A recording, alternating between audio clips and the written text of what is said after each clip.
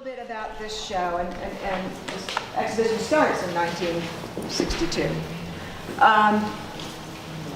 I had the incredible honor to work with Yuta Page, my colleague. She's a senior curator of glass, you know, it's in her title, Glass and Decorative Arts at the Toledo Art Museum.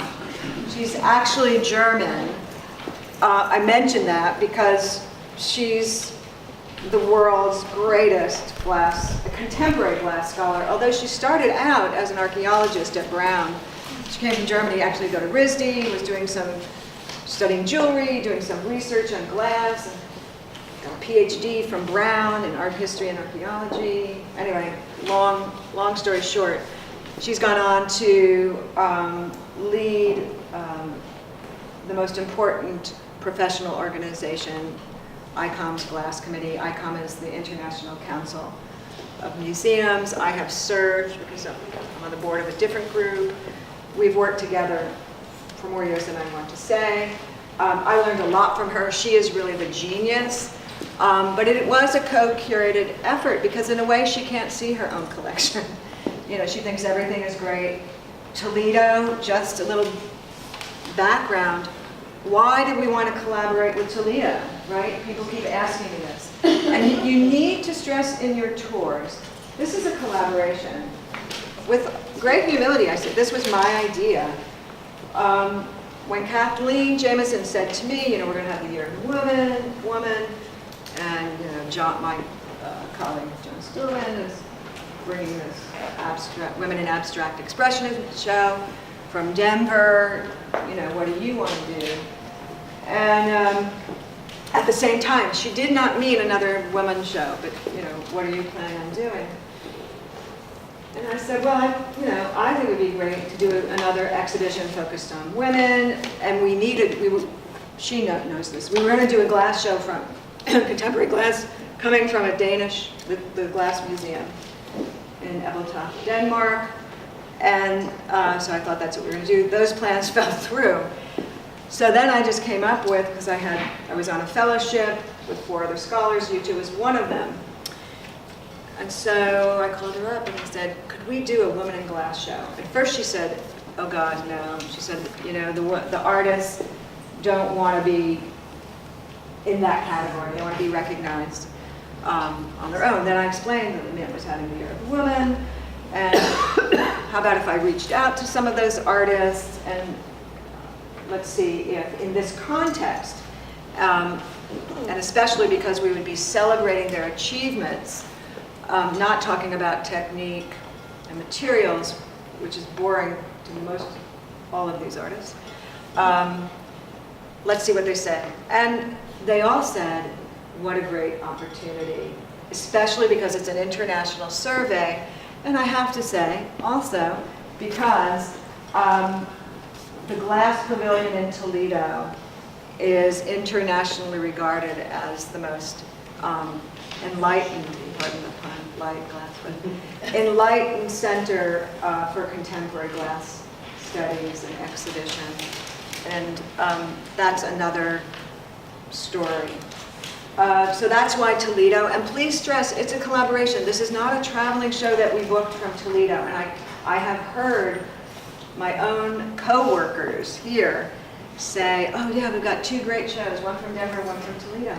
No, this is a Mint show. It's a point of pride for us. And even those of you some of you were at the media preview, Brian Kennedy, the president, CEO, executive director of the Toledo Museum of Art, also said he was so impressed. He was skeptical because we don't have a glass pavilion. We don't have clear walls to show off this work as it's meant to be seen. There's a reason you work with glass, and I'll say that in a minute. But he saw what happens when you bring different curatorial viewpoints together. These works, most of these, when they're shown at the Glass Pavilion, are not shown near the works we have them near. They're not grouped in the way we've grouped them thematically. And the stories we're telling, although because the Mint especially craft design, including fashion. We are focused on material process. I had to fight Yuta on this one. We do mention process, and as Joel said, there's a glossary in the brochure so that somebody's reading Pat de Vere and they can't, you all can't remember what the heck that is. You've got it in the glossary, because there's a lot of terminology and it's hard to understand without seeing it done.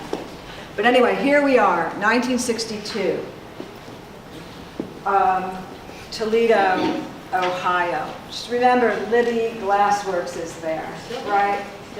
It's still there. It's still, believe me, I think there are 3 endowed Libby funds at the Toledo Art Museum, which is why they are able to purchase all these great works.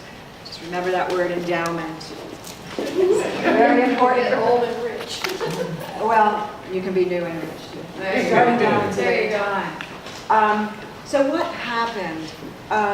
Actually, the Libby family were, I don't know about now, but they were very much aware of how industrial design was dependent on great artistic talent. And they wanted to have designers who had much awareness about what was going on in the larger art world. And just as there had been a ceramics explosion, studio ceramics, people like Peter Voulkos and Arneson in California, those of Funk Ceramics, they were already doing, taking ceramics, talk about abstract expressionism.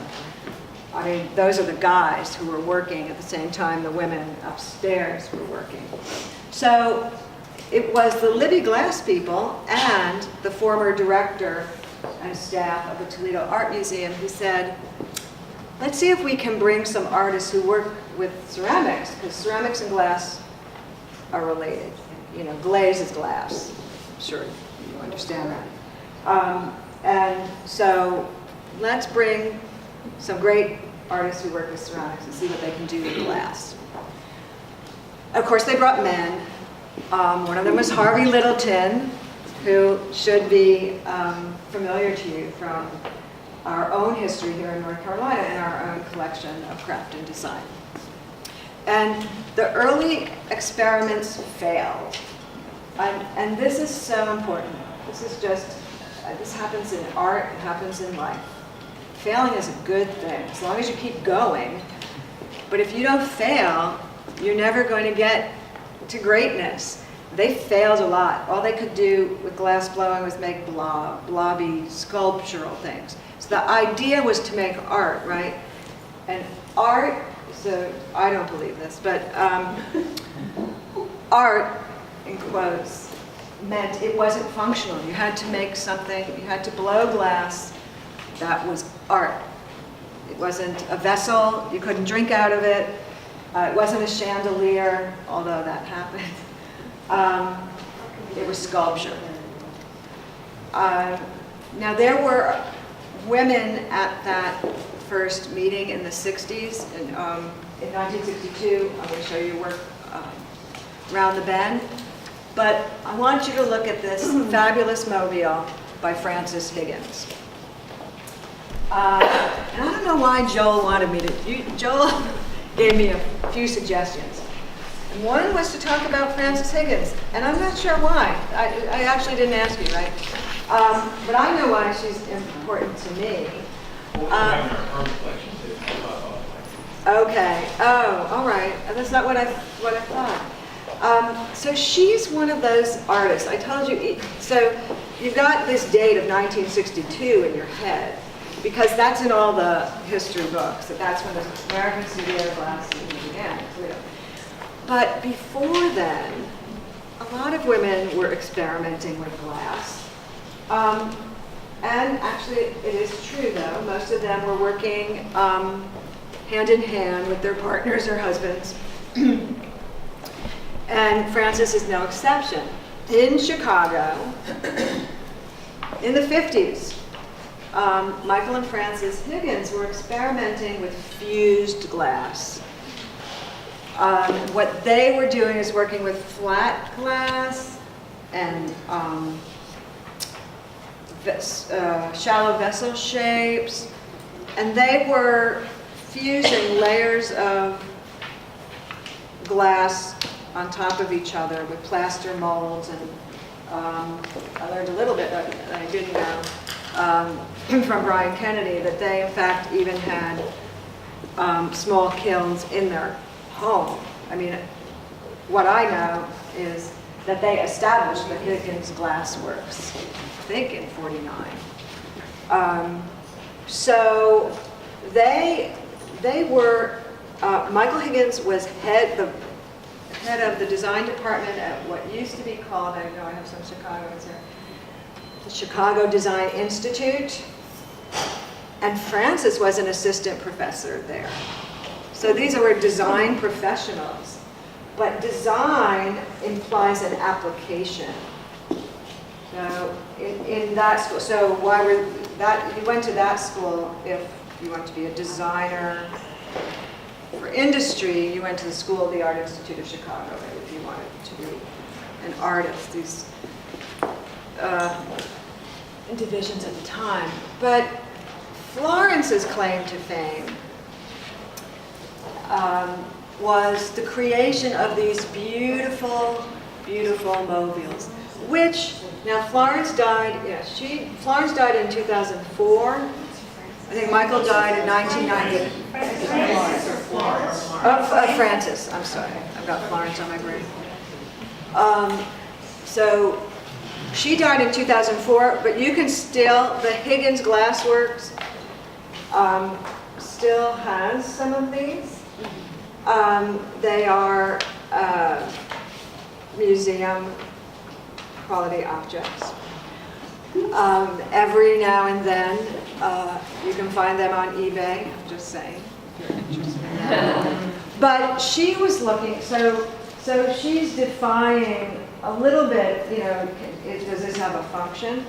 No, for her it was sculpture, and she was sort of going a little bit out of her comfort zone. I think she was influenced by things that were going on in the art world. I mean, Chicago is a very sophisticated art center at the time, also for design, architecture. And just so you know, Florence, here we go again, Frances Higgins was very well known long before 1962. The other thing you need to know that there are a lot of people who don't, my own colleagues, not in this institution, other contemporary decorative arts people don't see this as artistically significant, in part because of the technique. They think it's very simple. You could do this in your own garage. If you could, maybe if you were very skillful. Some people just see it as very amateur. I don't agree. But the reason I'm mentioning that sort of the canon of art history doesn't always include Frances' work is because she's seen as second rate. So one of the things Jutta and I agreed on is we need to put Frances front and center, because this work dates from 1990. They all have a similar aesthetic, whether they were made in 1960, 1980, 1990. They have a similar aesthetic. So it's sort of timeless. And we think it's absolutely exquisite. Now, I will tell you, it looks a lot different with natural light streaming through it. So the number one reason artists choose to work with glass, especially the artists in this exhibition is unusual.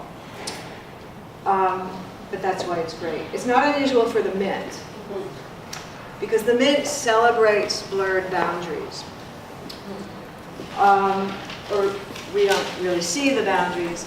So in this exhibition, there are works by artists who went to RISD or came out of Pilchuck,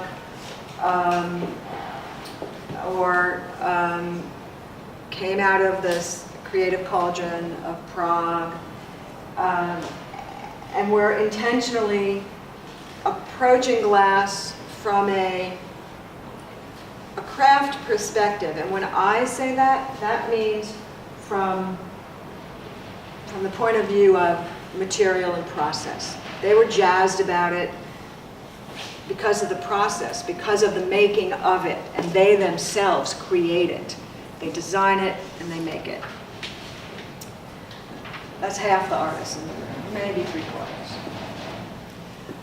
Then there are other artists represented in this exhibition who are interested in glass, not for those reasons of process, but for a reason that both groups share, and that usually leads people to really be in love with glass making or in love with glass as a collector or a curator.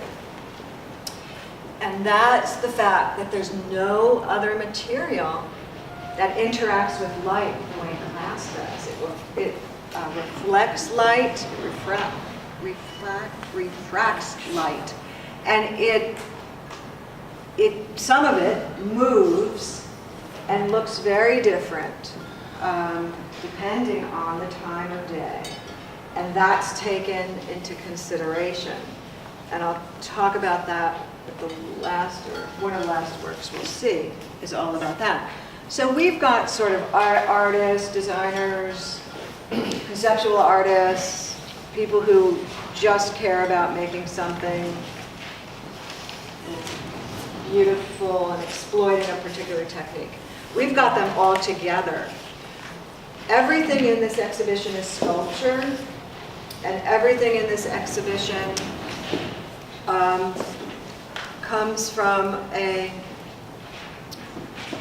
comes out of a studio art perspective. So we don't have industrial glass. We don't have production glass.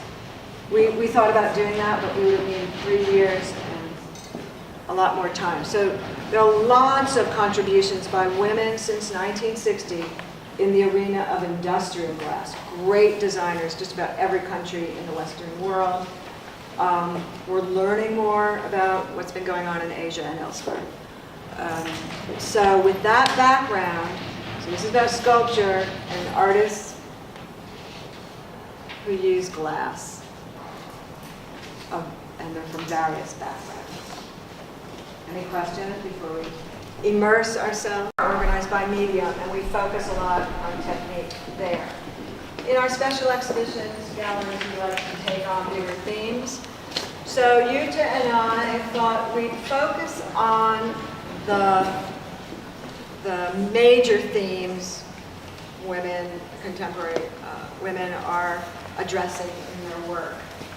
And we started with abstraction because actually in terms of Toledo's collection, not in terms of the number of works in this gallery, but we did a survey. Toledo had never done this. Anyway, Jutta and I just looked at all the works, and the majority of the works created between 1962 and today are absolutely abstract. The women were concerned with those. Is Joel here? Oh, okay. With the 5 elements of art, they're looking at color, form, texture. There's no subject. And they're also, in the case of Nancy Callan, and this is work from her Striker series. This is from 2005. She did a whole series of these forms, round and then coming to this very pointed cone at the top in an array of color. This is blown glass, and then it's fused the cone to the attached the round ball to the cone top. If any of you were at Starworks, I know Verna was there. I can't remember. Joel was there. Nancy Callan was an artist in residence at Starworks in June. June. Some of us were out there for that. And I had an opportunity to talk with her. Her forms now are softer, and her ability, so here she's working with color, but this is more about a kind of dynamic interaction of color, you know, a strong blue, red, and white. And also, the colors are not integrated. They're separated, and that's easier to do when you're blowing. What she does now is unbelievable. First of all, the feeling is lighter, and she's just gotten so much better at controlling the glass. And I encourage you to look at her website. And also, in our resource room, we're running videos by, I think, 8 of the artists, and we have the video also on our website of Nancy blowing. Yeah, she's blowing. She's with a team of people creating a work, a sculptural work. What I want to talk about is women and glass blowing. So Verna was there, and I think you were there, when Nancy said she's the greatest glass blower in the world. Yes. She's very confident. She's very, very good. She is the protege of Lino Tagliapietra, whose work is in our collection, and is a great master. She feels she has superseded his talent. I don't have a way of judging it. She's extremely gifted. And the reason that's so significant, and the reason, never heard any other woman say that, and the reason there are few great women who blow glass is it's very difficult. You have to be, number one, you have to be extremely strong. That's the easiest part. You have to be extremely talented and skilled in a craft that I've been told is one of the most difficult to teach. Beyond that, you can't blow glass by yourself. You need a team of people. And you've got to look at videos. You've got to watch what happens. You know, this is blown on a pipe, it's rolled, it goes into the oven, comes out of the oven. You've got like 5 people working in tandem. So you've got to have your own people. And most expensive of all, you've got to have the furnace. You've got to have the workshop, all the tools. So it's also extremely expensive to operate a hot shop. So a hot shop means you're working with hot glass. And you'll notice on the labels here, if it says blown, then it might say and cold work, and that means it's done, there's some work that's done after it's cooled down, comes out of the oven. But that's the reason why there aren't a lot of female glass blowers of great fame. It's really, really challenging. On the other hand, the art market, very specifically, I would say the art market, and so in the collecting world, blown glass is sort of at the top of the food chain, either because most people think it's the most beautiful, or because there's this understanding of the tremendous talent it takes. And for sure, it's also because of the long tradition. All of the great glass blowers in this country or anywhere in the world have spent time in Venice, because that is the center. Here in the United States, you would say Seattle has, at this point, several great centers of glass blowing. but it all started in the Western world in Venice. And Nancy herself keeps going back. Work, purchased with funds from the Libby Endowment and gift of Edward Drummond Libby. I mean, that just, the support they have from this company is extraordinary. But this work is by Idris Eckhart, and this is a work from 1962, made in Toledo. This woman was in that room. She was in that hot shop with Harvey Littleton. She's in the back. There's a archival image of her. She had already been working in this technique. And I want to tell you something fascinating about her that she had to do, and this is true throughout art history. She was born Edith Eckhart in Cleveland, Ohio. And she graduated like top of her class, but was entering all these art shows and was rejected. And she figured out maybe it was because she was a woman, because the men kept winning all the prizes. So she changed her name to Idris, which is slightly, androgynous, and all of a sudden she started winning awards. So it took some years for people to this is the 60s. It took some years, I don't recall the exact number, not a decade, somewhere between 5 and a decade, for people to find out she was a woman. But she worked in metal and glass and jewels and gems, and she's another artist who had her own kiln, not a big kiln, and she fired at low temperatures so that the glass melted in a particular way. That's very much her hallmark, touching the glass. But she worked in a style that was not duplicated, and now she's revered as a major artist in her work. She was not very prolific, so the opportunity to see this is incredible. So this is a work by Laura de Santillana, who's been on the Mint's wish list since I've been here in the glass category.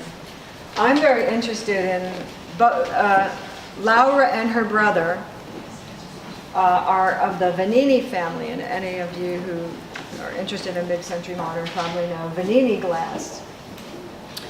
So they come from this illustrious family, and they're continuing a tradition. And they are, however, designers. So Laura is very different from Nancy Cowan. Laura, who can blow glass, has blown glass, prefers, and is now head of the family workshop. Laura says, why should I mean, she's really the designer, if you look at this label. So, unfortunately, there's a little bit of a hierarchy here. We wanted them on both lines, it just didn't work. But Laura's the designer, and then Maestro Simone is the maker. And Laura said, why should I blow glass when there are masters who can do it much better than I can to achieve my vision perfectly? I can't do it, and I don't want to do it. I mean, it's hard, it's messy, and this, I think, is one of the most beautiful Laura de Santillanas I've ever seen, and kudos to our amazing lighting installation team, because I was very worried about this work to be seen, because it's made to be against a window in your home or in a gallery backlit, definitely in the round, in the glass pavilion. Now, this has never been on view in Toledo, just so you know. So the story is, I said to Yuta, how is it you don't have a work by Laura de Santillana? She's got to be in the show. She's on the Mint's wish list, but I don't have an extra. It's high. This is very valuable in the marketplace, because it's she's not prolific, and this is very hard to make. So anyway, Yuta said, oh yes, we've been thinking of getting one. And so, she calls me 2 months later. They just bought a Laura di Santillana. So still at the top of our list. So this is blown in the Incalmo technique. Now, if there's ever a technique that's impossible to explain with words, so you've got to look it up. You have it explained in your glossary, and I'm going to try to explain it. I've seen it done. It's unbelievable, and it's why you need a master. A maestro, in Venice, you don't get this title, maestro. It's like genius. It's somebody who's worked, who goes through an apprentice system, and is one of there are only 3 maestri in Venice who can do this. Incalmo is two blown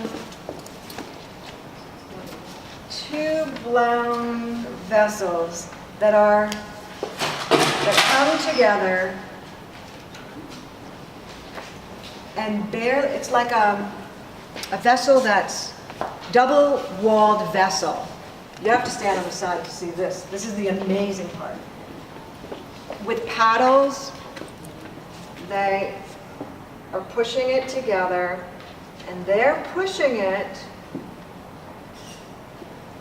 so that it leaves this minute channel. The sides aren't touching. I can't tell you. You talk about failing. In order to get this, they've probably done it 25 times. You can't. That's just the Incalmo. Then, before that, so it's Laura who's saying she wants this gray, then she wants a blue here that bleeds in this ombre. That's the genius of Laura di Santillana. She's wanting to do that. When I gave the media tour, one of the local print people said, oh, it looks like a Rothko, and I just couldn't control myself. I said, no, it looks so much better. It's so beautiful, and this is what glass is all about. It's because it's like an illuminated Rothko, but it's the ability to ombre with glass. It's maybe akin to watercolor, but still the way the light comes through, the way the Incalmo technique is also adding, there's a frostiness, patina that comes with this technique. It's just breathtaking. So the 2 vessels are blown. It's a 2-walled vessel. It's done at one time, or is it 2 vessels that are Done at one time. It's a double-walled vessel. Okay. So the color is consistent, fairly consistent on both sides. Yeah, and it's all done in one process. One session, right? Yeah. It's probably taking Hours. 8 hours, right? And then it has to cool down. That's just, it has to. You have to anneal it. When they anneal it, it's shattered. Yeah, and that's why I'm saying 25. I don't know. She's been interviewed. Not about this, but we actually proposed an installation of her work. She does these works in installations. There was one called The Library, and she built this white furniture. It was so cool. Anyway, we presented it to the auxiliary. It didn't win the prize, but for those, she talked about doing one of these glass, those were tall verticals, like 30 times to get it. And people jock things in workshops all the time. Or be impatient and cool it down. Chance, you need to go to a glass studio. Doing the wrong thing at the wrong time. Yeah. So that's Incalmo. So that's the genius is in the design, but the ability to realize her vision requires the utmost talent. Just unbelievable. And actually, I want to contrast this. This is another great work. Another artist on the Mint's wish list. So again, this is an international survey. This is a work by Lee Bohl, a Korean artist. And this work was in one of the Venice biennials. It's a really significant work. So this is an example of an artist who works in a variety of media, mixed media usually. She uses whatever material, whatever techniques she needs to express whatever she wants to express about form, feeling. In her case, it's a lot about the emotional content of work. Again, this is all in the category of abstraction. So here she's chosen to make a mobile or a floating sculpture, and it's lovely the way it moves because of our air filter system. It's meant to move, and all these little crystals cast these wonderful shadows, not just on the wall behind it, but you have to look. We love what's going on this wall. It's very, very immersive. And so she had to use glass because she was interested in the effect of light as it passed through these crystals, actually. And this is a work that you may never see unless you go to Toledo. Any of those gold, those glass rods that the crystals are on, or metal? No, they're, I don't know exactly what metal they are. Nickel, chrome. Now, would she have made all of the little pieces that are part of this, or it's No, it's design and it's- assembly It's as assembled, well as the other kind? but It's she beautiful. is the maker. Yeah. So she does care about that Oh, yeah. in relation to this work. But it's unlike anything. So she sketched how it could come together, or she actually put it together? I don't know that. I don't know that she's going to, I don't know. I don't know, but I can ask Yuta if she knows. And by the way, bless you, Yuta will be back. Yuta will be here on January 28th. I keep promoting the educational program. I'll be moderating a panel with Yuta, April Surgent, whose work you'll see in a minute, and Laura Donifer, whose work you'll see in a minute, and maybe a third artist who first said they couldn't participate. Now they found out that one of their friends is, and they want to come back. So we're hoping funds are available for that. Okay. I know I have to speed up. Section that has a lot of contrast, not many objects, but it does represent a theme that's of interest to a lot of women, inspired by architectural forms or interior spaces. One of the most amazing works in the show, and you've got to get close to this, I guess, after I talk about it. She's just fantastic. Josefa Muka made this pyramid Without form. How on earth did she do that piece? Very well. So Josefa, the first thing I said, Josefa is, I'm just looking at when she was born. So 44, yeah. She's an older generation artist who comes out of a training in painting and has Bauhaus leanings. Not at all. She uses whatever material she needs to use. And in this pyramid, which I think you can feel it, even though it's got this plexi bonnet on it. It is it's so alluring. You want to stroke it at once, but then it's very repulsive with these jagged edges. She was inspired by her crack. She dropped her smartphone and it cracked. Anyway, she got this idea to use these thin pieces of glass to make an architectural form that was both alluring and repulsive. That's kind of what she wanted to do here. In Toledo, they call this the porcupine because of these jagged edges that stick out.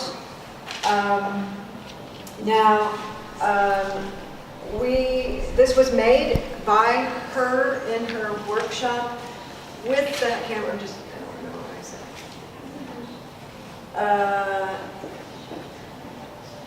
Anyway, it was made in part by her. She's somebody who does care a little bit about having a hand in the process, but she certainly supervised every bit of the way.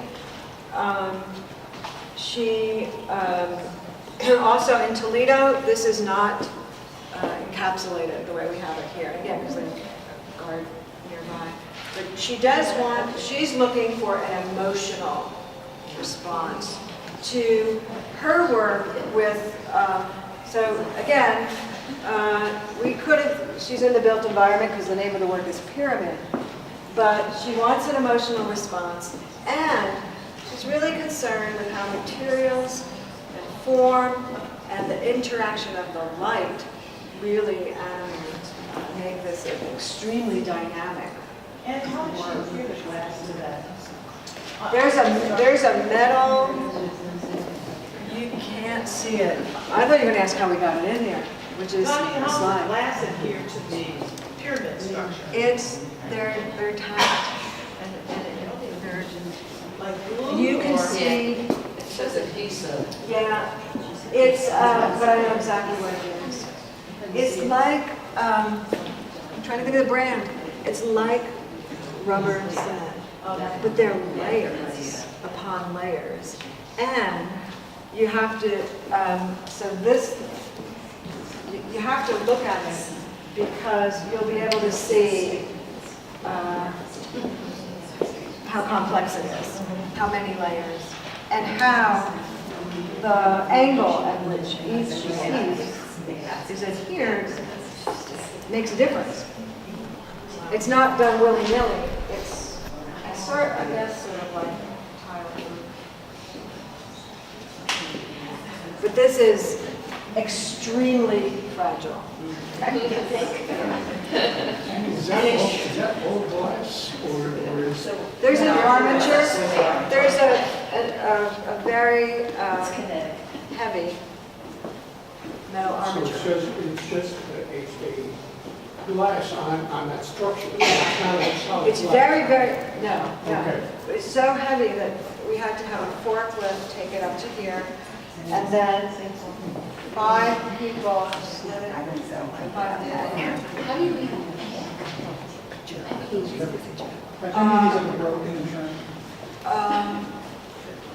They're all broken. Oh, that's right, it's already broken. Did anything break in this? I don't think so. Well, fine art shippers are fine art shippers. He's an artist who's really been overlooked in the glass world because she uses lamp working. A lot of the women who use lamp working are considered less than or have been by critics, curators, and collectors because they think, oh, women do lamp working because it's easy. It's not easy. But lamp working, you know, there's a torch and you're heating the glass, you're melting glass rods. You should try to do it. I mean, where's Joel? We could certainly have a lamp working. We could probably have a little lamp working workshop. But lamp working is difficult. It's just, it requires less capital, but it requires enormous skill. And again, the genius here is in the design. So Emily Brock is specialized in architecture and interiors, mostly from her childhood. So here you have a deli, and look at all the details, all the meats, all the beverages, the plates, and the coffee machine, straws, and they're all these interiors are devoid of people. But she always does something or a few things that tell you that human habitation took place. And in the case of the deli, you can see some napkins on the floor. You can see a plate and fork, so someone has just been there, just left. And so in that way, they're a little bit, people have suggested a feeling akin to that of a Hopper painting. And I would say that's probably more true with Diner. Yes, well, and you have to look everywhere. You have all the details. Glasses that she's using. We tried to present a variety of, we did the best we could, but mothers and daughters, single figures, groups, etc. In this section, though, we talk about only 2 works, hands down. We've created for you a great conversation.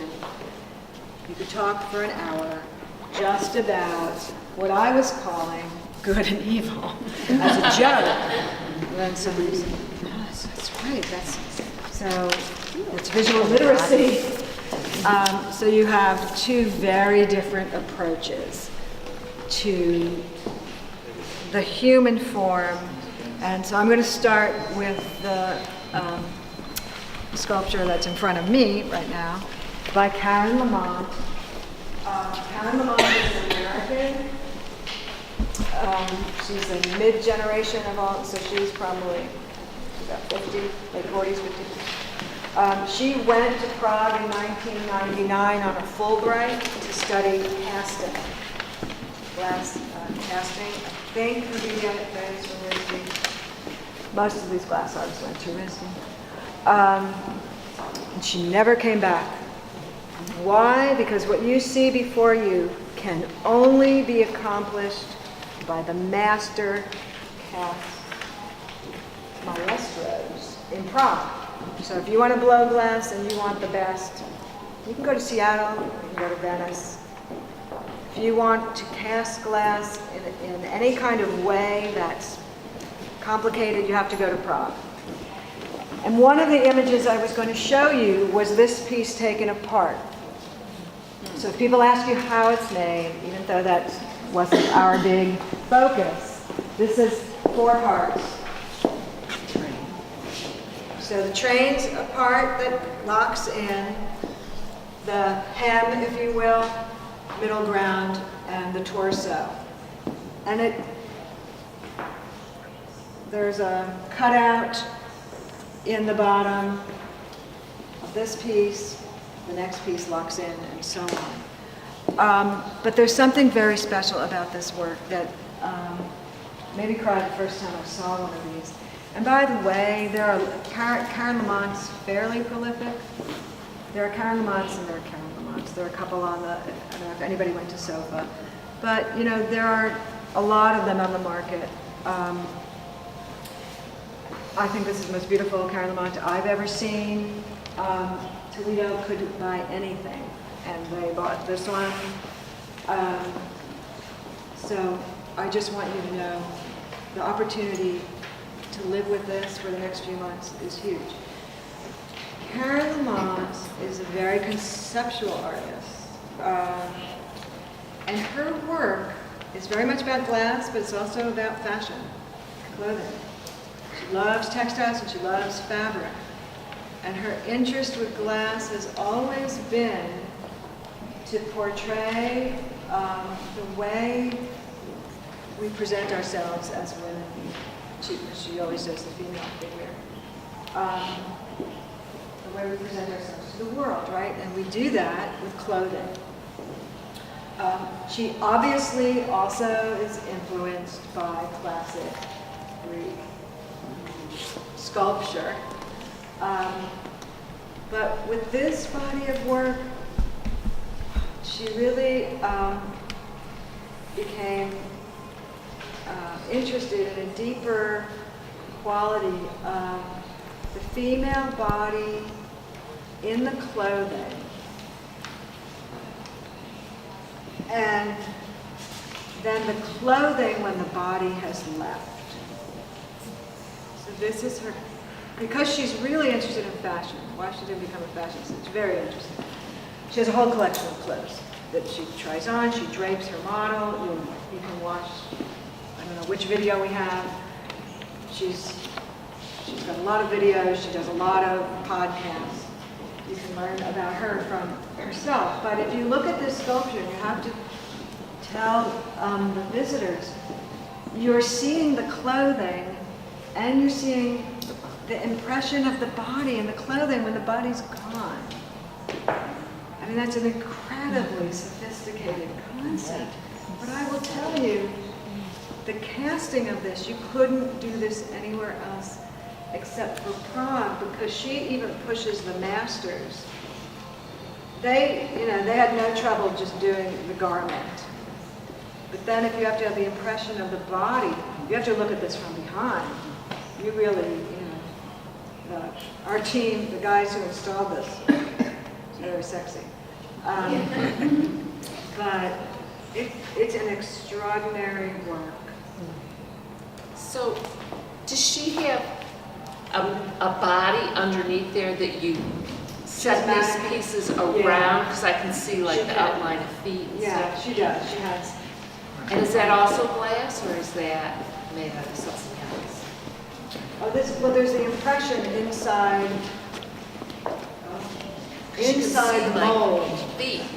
Well, but that's because of the way the mold comes up, the cast. So that's part of that bottom piece. Yeah. It's not a separate piece. No. Okay. That's okay. one piece. Got it. Yeah. And like here, you can see.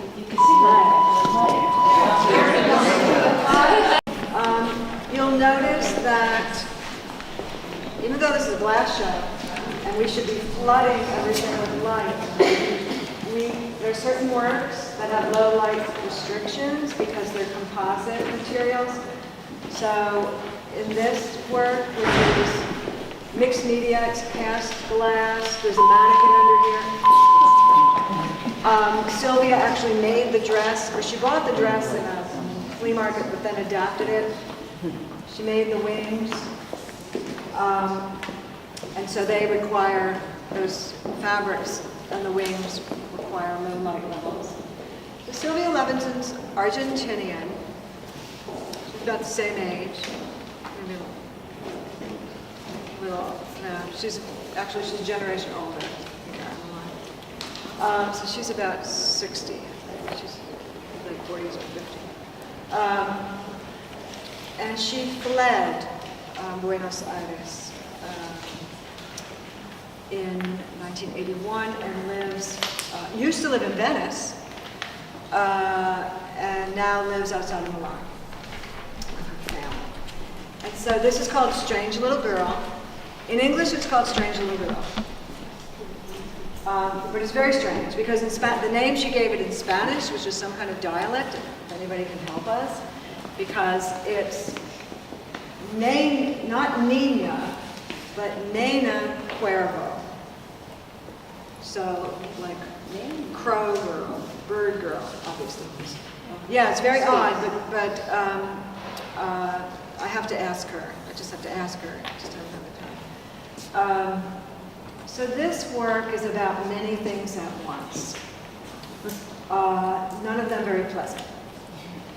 First of all, obviously, this is a very strange creature. Half bird, half girl, mostly girl bird. And it's inspired by Sylvia's childhood dreams in part. She loved animals, these stories about animals, and she sort of mixed up in her mind and her dreams the human world from the bird world, from the animal world. So a lot of her work from this period has these hybrid characters. There's also a kind of dark childhood that she had as a child growing up. You know, she was a Jew, she was a minority.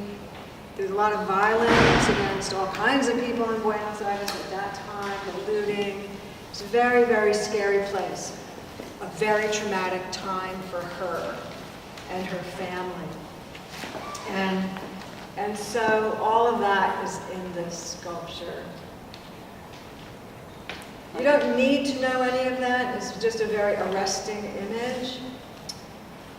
The glass that you see is also cast glass of a very specific type called bullseye glass. Bullseye would be the capital because it's patented. It's also a place on the West Coast. You can buy You can buy it to do your own. And she created this, she had a fellowship, I'm not sure that's the right word. She was invited, Bullseye invites artists to come and work for a period of time. And she created the cast glass components there. She also, just like Karen Lamont, that's why the opportunity to show these two together. And they couldn't be, you know, Sylvia's work is all about the most powerfully dark episodes of our lives, personally and in the larger, usually political world. And Karen's work is about the sublime. You know, they're really quite different use of the figure. But they are both amazing technicians, so you can't get too close or the alarms will go off, but I want you to look at the articulation of the bird's head. Any of you who love nature and love birds, see the head and the beak, the eyes. You know, she's an observer of life.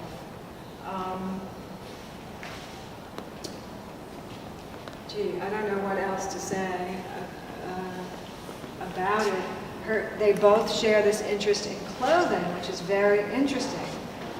I saw an exhibition of Sylvia's work at the Craft and Design Museum in San Francisco last March, where every work in the show, because this work is all from about, so 2010, this one, 2014.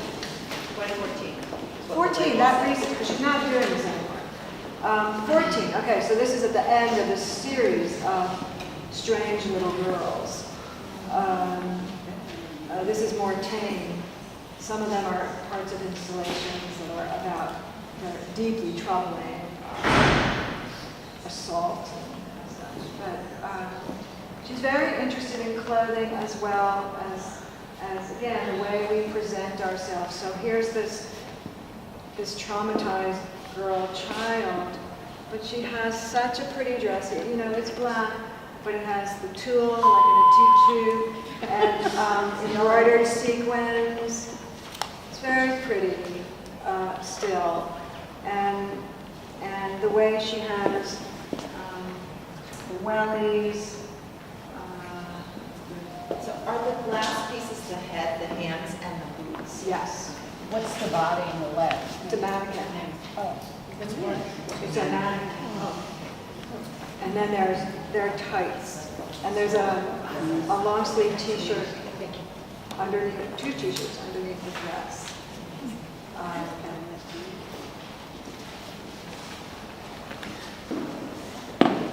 So we started talking about women who blow glass.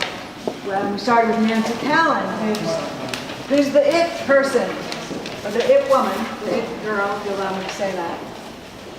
That's an expression. It's not. I'm saying it with great respect and admiration. Nancy's a little younger than I am. These women, Flora Mace and Joey Kirkpatrick, they've been around. They've been around since Dale Chihuly. They've been around blowing glass with incredible skill since the beginning of the studio glass movement. And I will tell you, they just stopped blowing glass and are now doing mixed media, or let me rephrase that. They are doing composite pieces, some below the glass. Eileen is an artist who, I'll give you a little backstory, you may not know. Her father is a potter, is or was, I'm not sure if he's still with us, but he was head of the ceramics department at Ohio State. Wow, I didn't know. So I think she was immersed in, I'm trying not to say crafts, but anyway, I'll say craft, from an early age. And she was also surrounded by those mounds.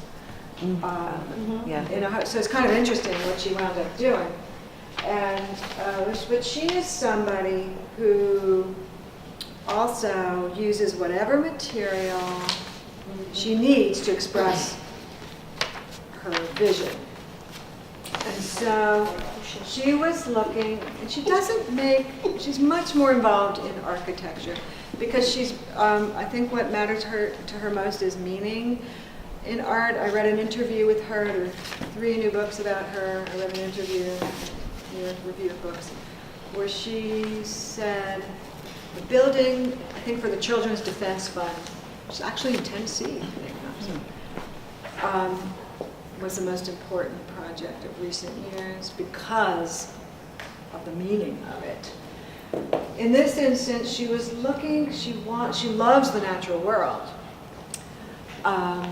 She and her husband live in Montana, upstate New York, all these rural places, and of course have a place in New York City. But she wanted to make a sculpture about the morning dew on the grass, dewdrops. So she figured she had to work with glass. That was a no-brainer. What other material could approximate the look and the feeling of the liquid, right? So she made this installation. It's comprised of 18 pieces that can be arranged in any way. And I'm so sorry you're not seeing the slide of the installation of this, because our installers, we had to make slippers. It's hysterical. But at any rate, the point is the interaction of the light with the individual dewdrops. So it took all day because we finally realized, and you need to know this for your tours, this sculpture, this installation looks the best between 11 a.m. and 12. So actually you're seeing it because there's the maximum amount of light coming in. And you get the feeling of water. Right now I'm seeing, you get the feeling of the reflections. It's the most beautiful now. And at other times of the day, it's not that it isn't stunning, but you lose the quality of water. Almost mercurial. Right. Maybe. But you see in Toledo, they have a glass pavilion, and this sculpture. So the other thing, you don't need to share this, but just so you know what a big deal this is for the Mint in our community. This work has never left the glass pavilion, nor have most of them. And that work, the Laura de Santillana, there are 4 works that have never been on view because they're all recent acquisitions. Now, who decided Yes. this placement? Did you Were and you and here Yuta? guiding? Yeah, with Yuta, we did it. Yeah. And She so didn't is- really care, but she So was is this a co-curator. different layout than how they have it? in- Not totally different, but yeah, theirs is on a point, theirs is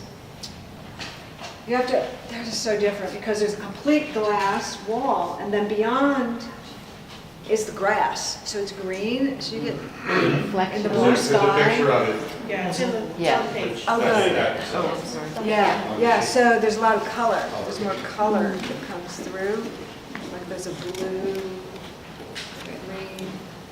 But here. Do they shape their glass, or is it open No. space?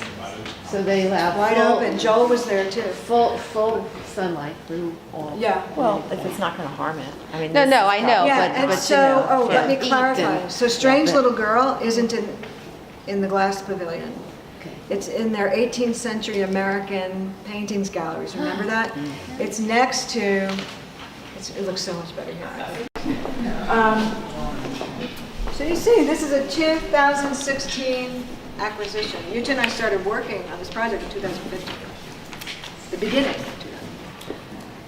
So there was also discussion, on the Mint's wish list for glass. We also had April Surgeon besides Laura. We've had Sylvia Levinson, Carol Lamont.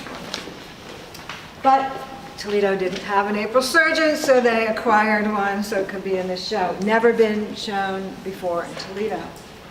April Surgeon is an amazing young artist, born in 1977. I think somebody was born in 1980 in this show. It's her, 1982. Oh, it is her. She's 82. Oh, I thought she was 77. So then she is the youngest. And then comes 77. Yeah, but she's a huge talent. So the point of this show is about the achievements of women in glass. And all the artists we chose is because in some way they did something new. And it's either in a technique or just in a viewpoint, but they really contributed something. In the case of April Surgeon, she invented a way of working with glass that nobody's done before. She is American, but she's trained at the Canberra School of Art. And I will tell you, the most innovative, it's a general statement, and it's generally true. You two would say this, we'll say this publicly. That school is training the best artists in glass. And I even asked Brian Kennedy about it because he was director of that art museum. All this, yeah, Canberra.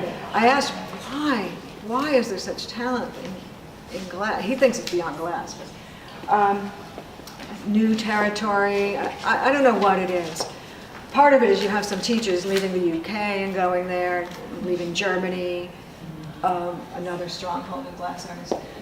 So what you're looking at, the two things that are unbelievable about this.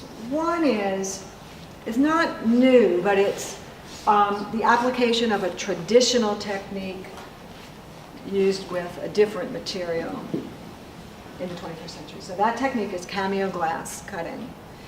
The cameos originally are cut shells, a lot easier to work with.